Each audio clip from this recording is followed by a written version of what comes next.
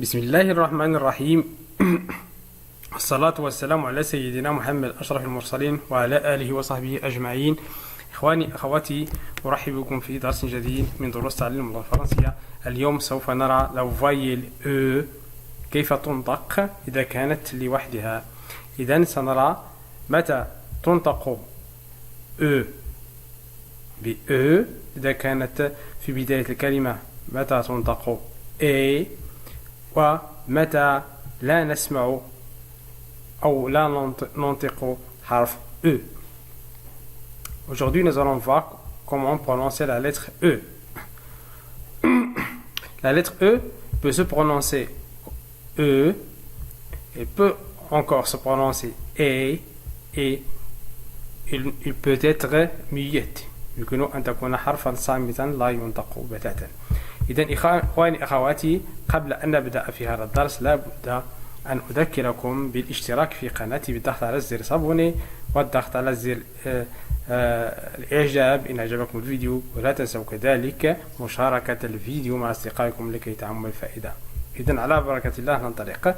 إذن في البداية سنقوم بتذكير بالدرس الماضي، حيث رأينا 3 أوجه كتابة لا لتر A. يمكن أن تكتبها هكذا لوحدها، يمكن أن تكتب avec un accent grave، ويمكن كذلك أن تكتب avec un accent circonflexe. كما رأينا أن هذه الأوجه الثلاثة فإنها دائما الحرف A ينطق A.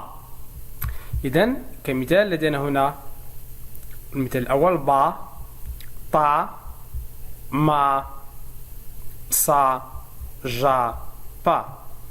أما المثال الثاني فهنا رغم تواجد un accent circonflexe هنا فإنها كذلك تنطق طا، لا، غا، فا، غا، شا.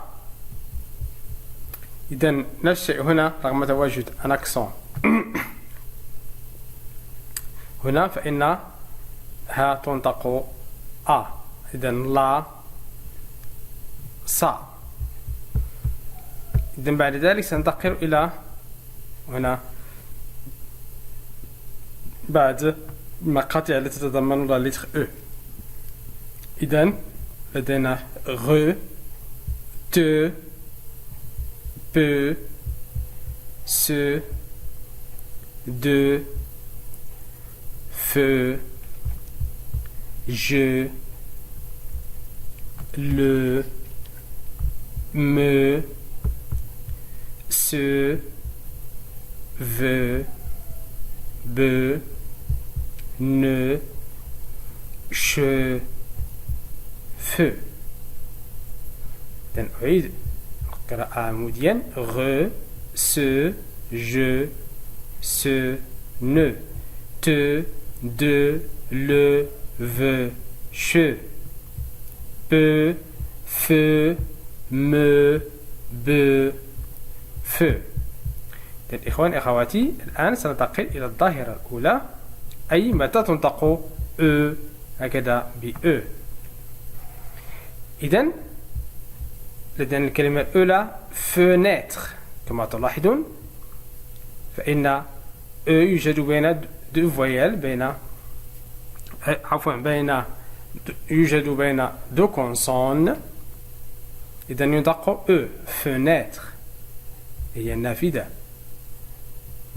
cheminée، cheminée هي المدخنة. chevalier، chevalier الفارس. chemise، chemise قميص. leçon، leçon درس. semaine، semaine. إذن في هذه الكلمات كلها فإن لا لتر E تنطق ب E. هناك كلمات كثيرة يمكن أن تكون E في وسط الجملة فتنطق كذلك E. الآن سنرى الحالة التي لا تنطق فيها E. إذن E لا تنطق بتاتا إذا كانت في آخر الكلمة. في المقطع الأخير من الكلمة فإن أ لا تنطق، وبالتالي فإن الحرف الذي قبلها فإنه ينطق بالسكون. إذا لدينا المقطع الأول تو، المقطع الثاني ش، ولكننا لا نقول تو ش، إننا نقول تو ش. المقطع الثاني ينطق بالسكون توش، يعني فعل لا مزال توش وبيان توشي. غاف غاف والحلم. غول. إذا المقطع الثاني أو la deuxième syllabe on ne prononce pas E، لا نقوم بقراءة E، نقول غول وليس غول. يعني غول تعني قاد يقود السيارة أو الدرجة إلى آخره. تيغ جر يجر تيغ. pense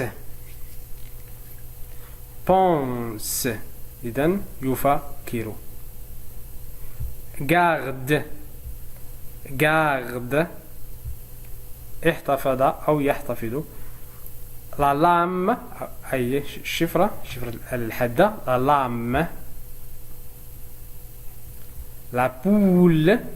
إذن هذه مجرد أمثلة فقط. إذن فجميع الكلمات التي يوجد في آخرها أ فإنها أي هذه الأخيرة أ لا تنطق بتاتا، لا تنطق بتاتا. إذن سننتقل إلى الظاهرة الثالثة وهي متى ينطق أ مثل A. إذن كما تلاحظون فلدينا هنا هذه الكلمات بأكملها تبتدئ بحرف أ أ أ أ أ، ولكن ليس فوقه أي أكسون أي شرطة. إذن لكن رغم ذلك فإنه ينطق ب A، خاصة إذا كان متبوعا بحرف X. X إذا كانت الكلمة تبدأ ب E وأمامها حرف X فإنها تنطق A. إذن الكلمة الأولى لدينا X يوجد بين دو فايل، إذن X ينطق ب X. إذن exact تماما exact. نفس الشيء هنا لدينا X يوجد بين دو فايل، إذن ينطق exagéré exagéré. إذن مبالغ فيه أو مبالغ فيها إذا كان أ في الأخير. excellent. إذن الفرق بين الكلمة الأولى والكلمة الثانية أن X يوجد بين in voyelle و in consonne، أي حرف يلعب دور الحركات وحرف صامت. بالتالي فإن الكلمة الأولى X تنطق ب X وليس X مثل هنا. excellent ممتاز. excellent. لدينا هنا كذلك X يوجد بين voyelle et voyelle، إذن examen examen امتحان أو اختبار امتحان. لدينا نفس الشيء هنا exclusif exclusif. إذا كان لدينا C وأمامه حرف L فإنه ينطق بكل وليس سل. إذن exclusif حصري. exécuter exécuter لدينا X يوجد بين دو فايل، إذن ينطق X. إذن exécuter. exemple مثال. exemple. expert. إذن كما تلاحظون فإن رغم أننا كتبنا E هكذا بدون أي أكسون فإنه ينطق A. exact exagéré excellent examen exclusif exécuter exemple expert. إذن E يمكن أن ينطق كذلك ب A.